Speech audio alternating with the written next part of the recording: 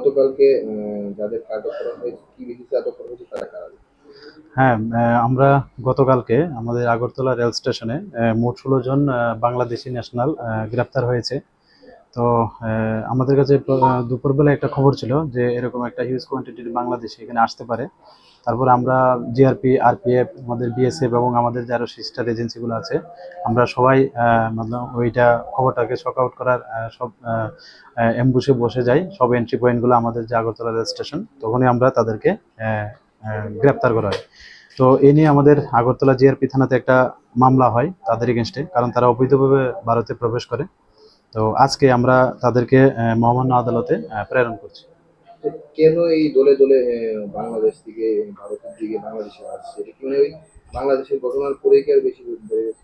আহ, এটা এটাও হতে পারে, কিন্তু এরকম তো আরো আমরা আগেও এরকম গ্রেপ্তার করেছি। তো যাই হোক, আমরা এটা নিয়ে একটা মামলা নিয়েছি, দেখি তদন্ততে আরো কি বেরিয়ে আসে এটা থেকে। আগের গুলার থেকে তদন্ত কি বেরিয়েছে, তারা কি কারণে কেন কোন দিকে আসছে বাংলাদেশ থেকে ইন্ডিয়া? তারা তো ভারতের ত্রিপুরার বিভিন্ন প্রান্ত থেকে, একদম সাবরুম থেকে মানে আমাদের সিধাই পর্যন্ত যে বর্ডার আছে ওইগুলো তারা ইউজ করছে, বেসিক্যালি যারা আগরতলা রেল স্টেশনে আসছে আর কি। কেন আসছে, কেন কি কি কারণে? আহ, তারা তো বলছে যে কাজের সন্ধানে। তো কিছু কিছু সাসপেক্টেডও আছে। তো আমরা ওইগুলিও ক্ষতিও দেখছি, এখন পর্যন্ত দেখছি, দেখি আরো কি আছে। আরো অনেক আগরতলা রেল স্টেশনে এখন পর্যন্ত কত বাংলাদেশি আটক করেছে? এটা তো এখন একুরেট ঠিক বলা যাচ্ছে না, তবে আনুমানিক প্রায় 1500-র মতো হবে আনুমানিক। কালকে কতজনকে গ্রেপ্তার করা হয়েছে? কালকে মোট 16 জনকে। তাদের মধ্যে কি মানব পাচারকারী আছে কি? হ্যাঁ, তাদের মধ্যে আমরা যে দেখলাম এখানে 3 জন আছে যারা আগেও এখানে ছিল। তো তারাই মানে তাদেরকে মানে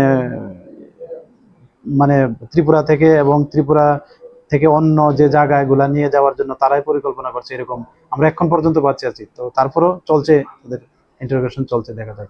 কি তাদেরকে আদালতে তোলা হবে? হ্যাঁ, আদালতে তোলা হবে। কতজন মহিলা? এখানের মধ্যে টোটাল 16 জনের মধ্যে 3 জন মহিলা, বাকি সবাই পুরুষ। ডাউটও আছে নাকি? হ্যাঁ, এখানের মধ্যে 3 জন তারা বিডিটা আউটই, তারা অ্যাকচুয়ালি তাদের বাড়ি বাংলাদেশে, কিন্তু এখানে পরিচয় দিয়েছে যে তারা ইন্ডিয়ান এরকম আর কি, কিন্তু আমরা দেখি যে তারা বাংলাদেশি।